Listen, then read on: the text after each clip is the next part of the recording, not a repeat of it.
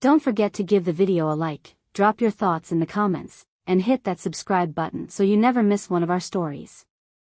I never thought a simple dinner at home would end up shaking the foundation of everything I believed. That night, I had planned every detail down to the minute.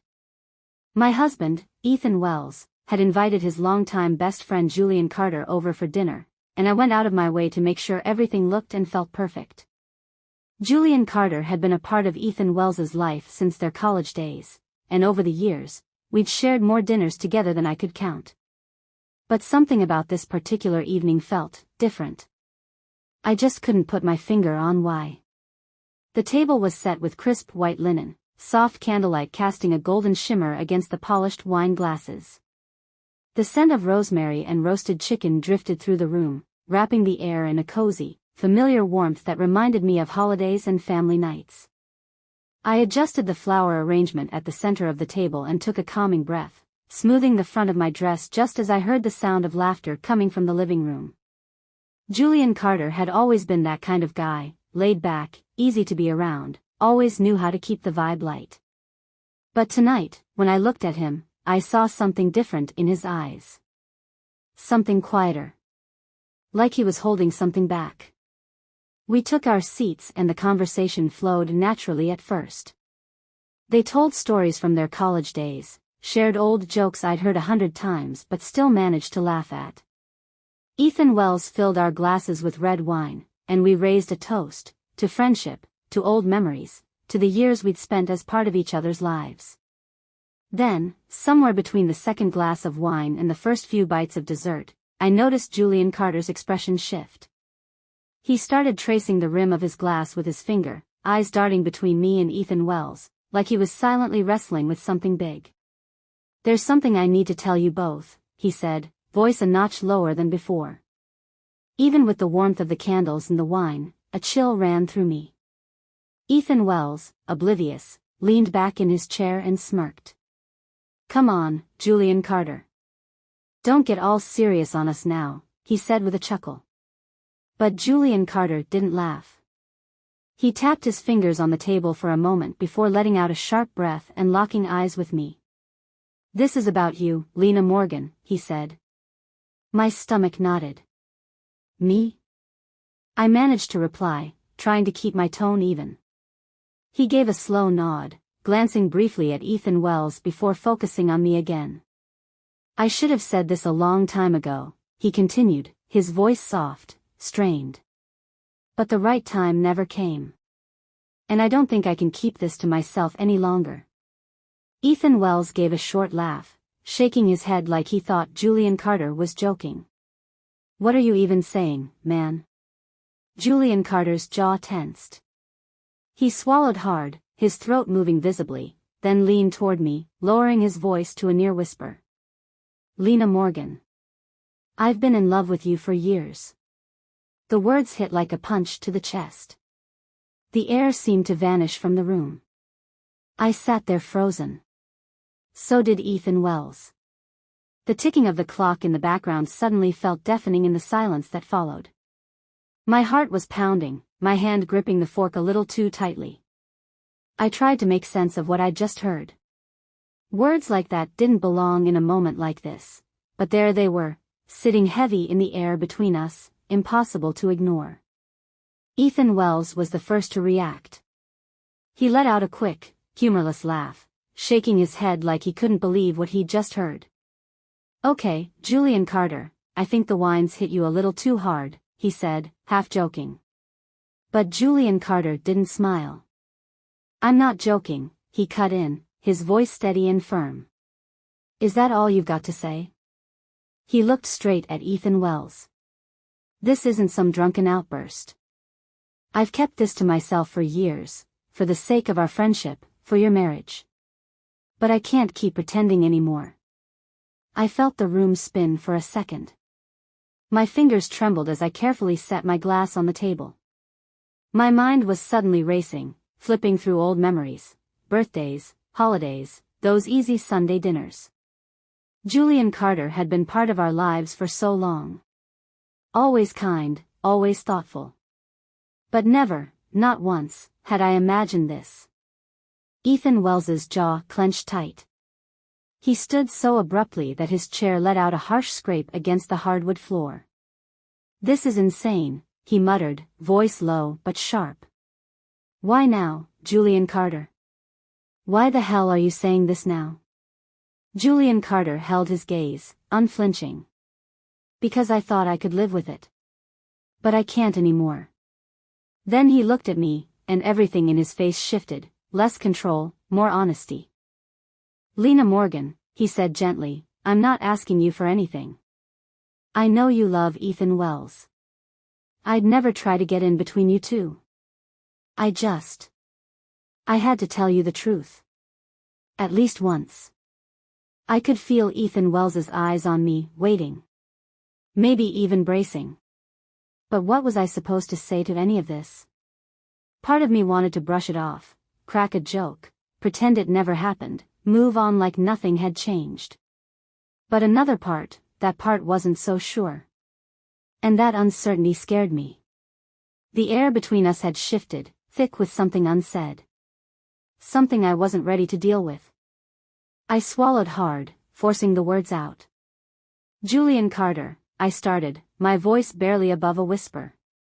I paused, carefully trying to find something, anything, that made sense.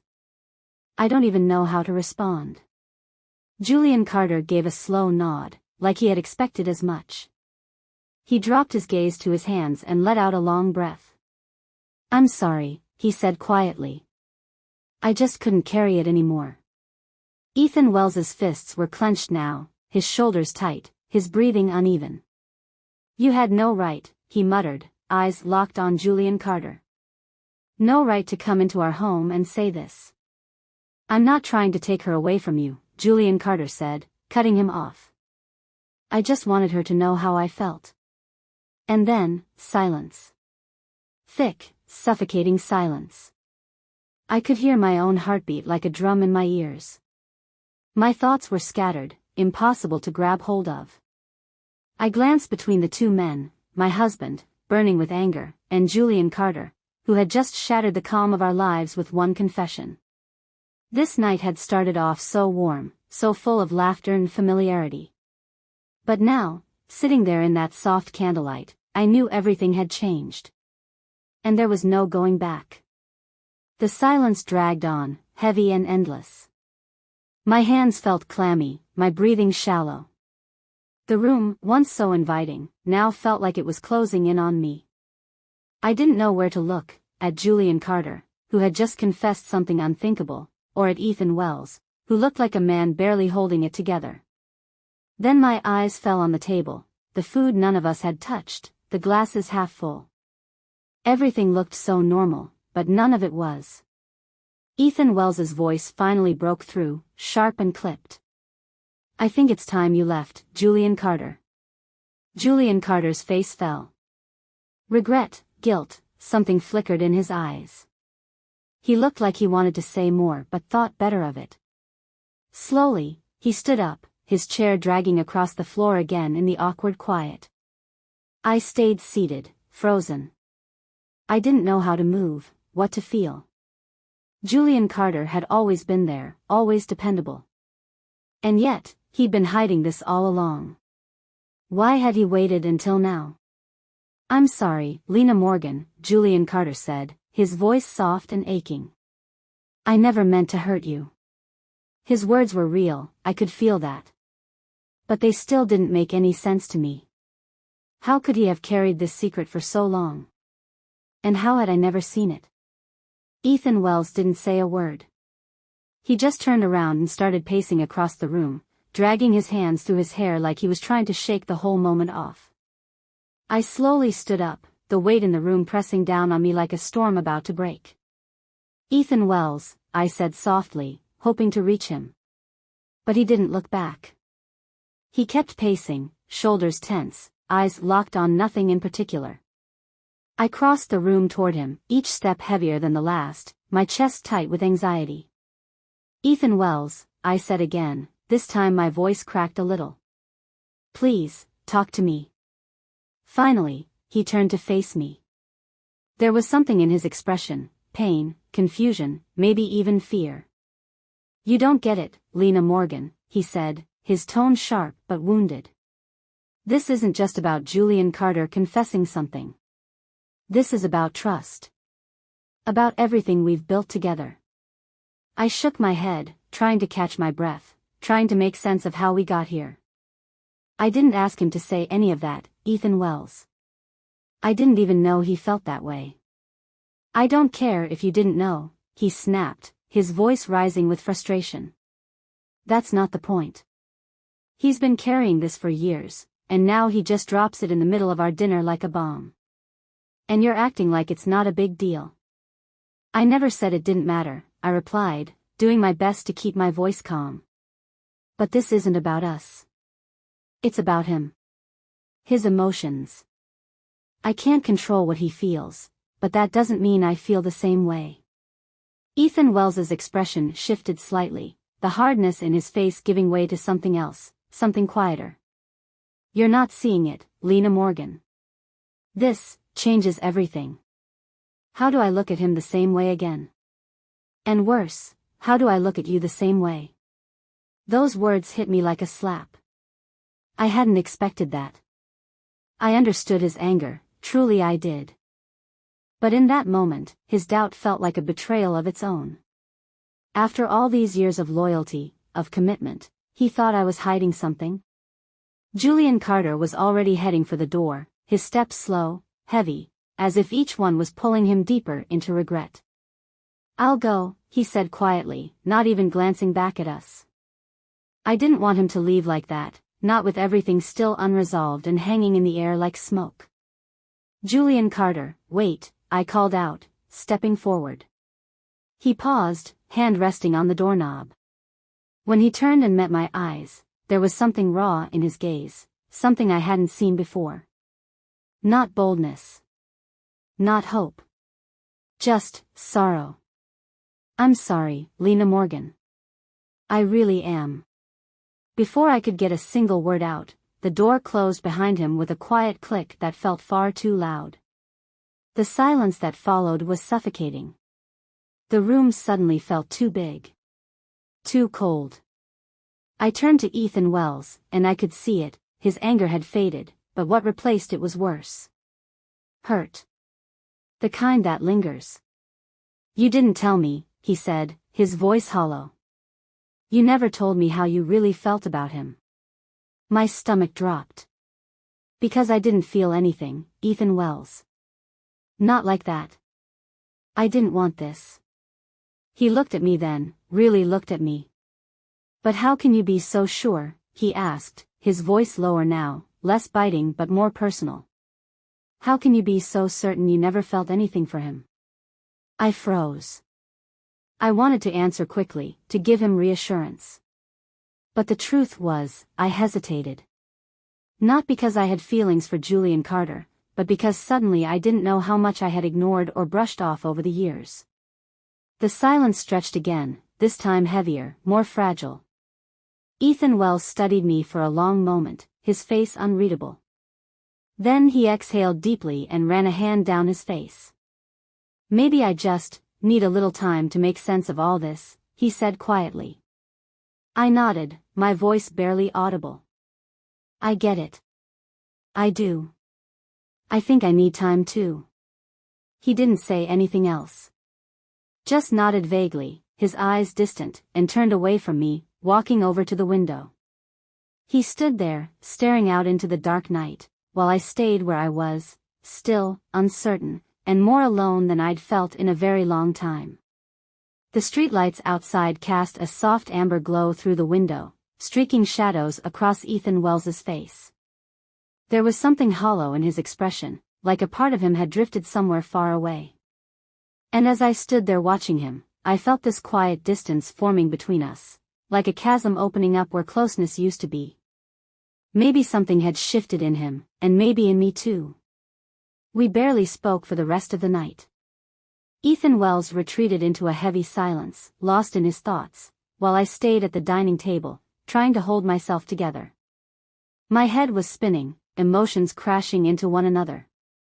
I had never seen him shut down like that before. It was as if the man I knew so well had suddenly become someone I couldn't quite reach. That warm, easy dinner, the one that started with laughter and old memories, felt like it had happened in another lifetime.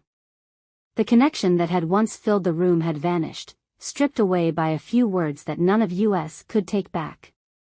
The night dragged on, thick with silence. The only sound was the steady ticking of the clock in the corner, each second stretching longer than the one before. Time felt heavier somehow, as if we'd stepped into a version of our lives that didn't quite fit anymore. Sitting in the stillness of our home, I found myself wondering if we could ever go back to how things were before that night. The days that followed didn't bring much clarity, just more silence. And tension. A kind of quiet pressure that hung in the air, making everything feel off. Ethan Wells and I spoke only when necessary, and even then, we both treaded carefully, like we were trying not to set off a mine we couldn't see.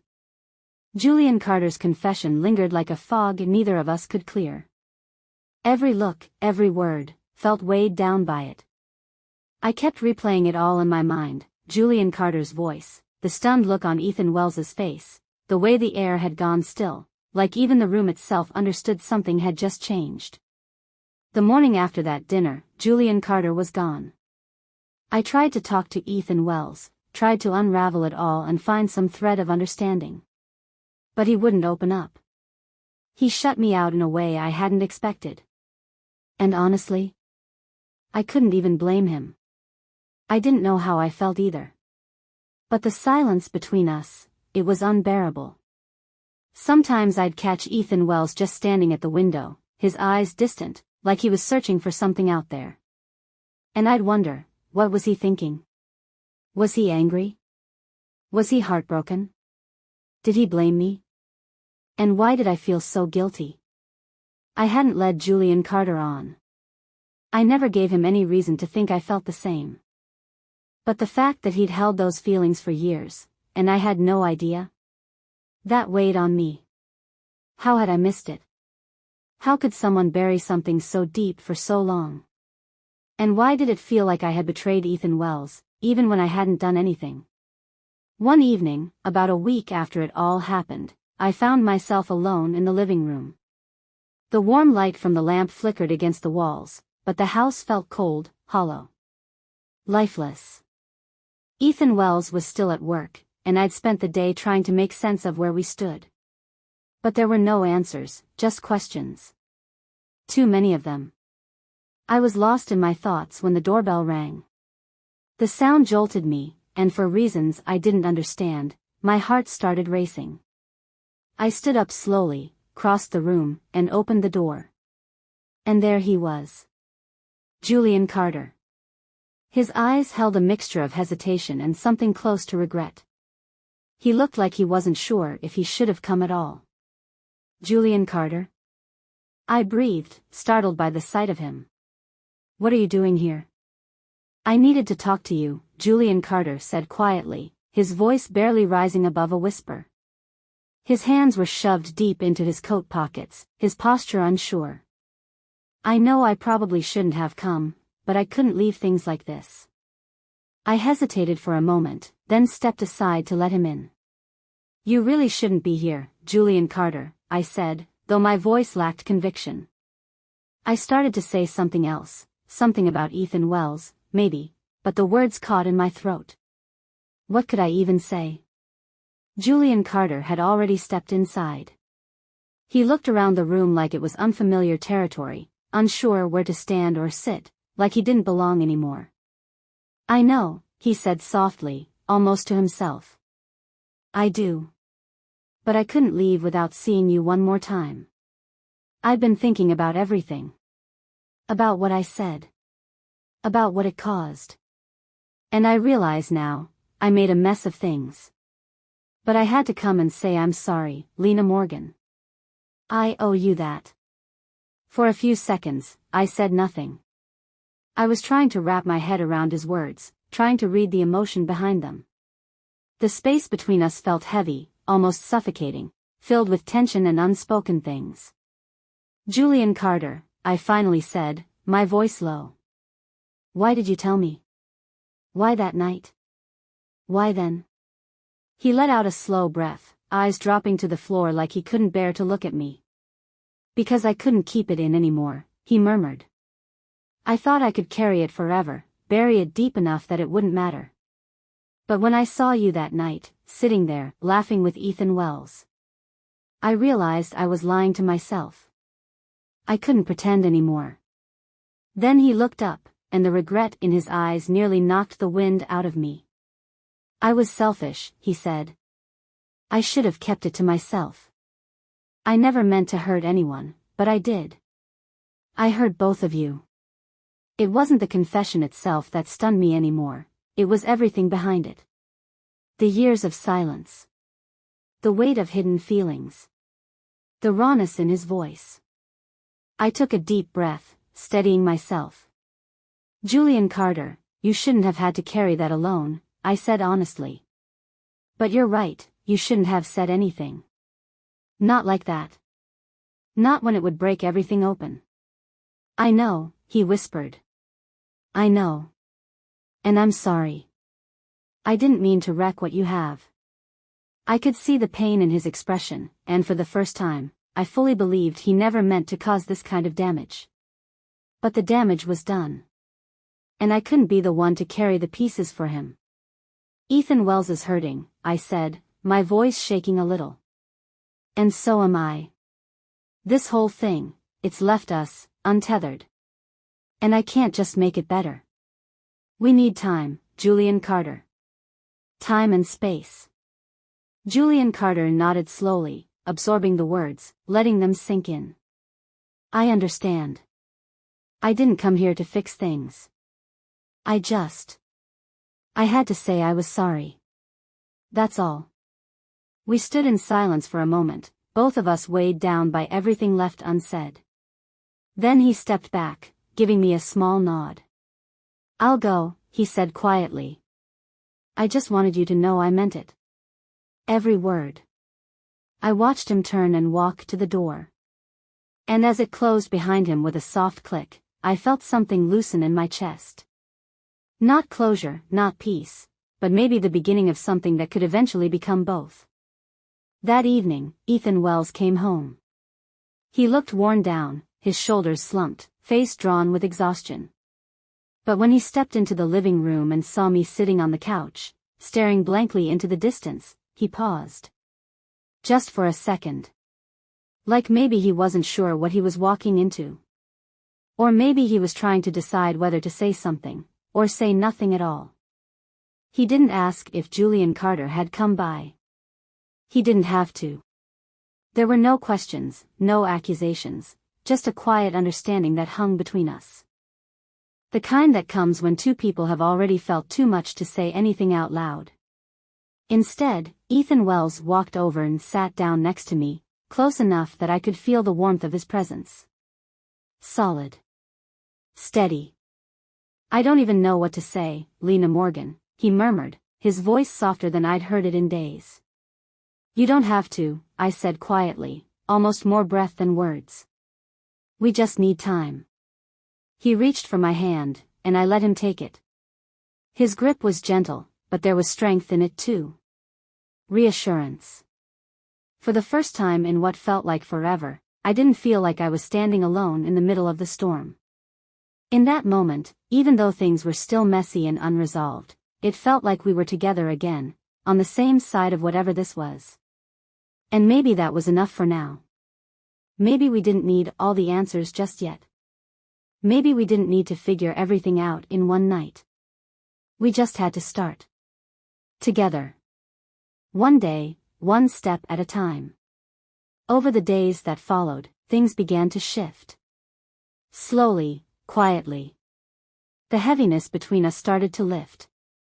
We spent more time just being near each other, talking, listening, reconnecting in small but meaningful ways. We were still healing.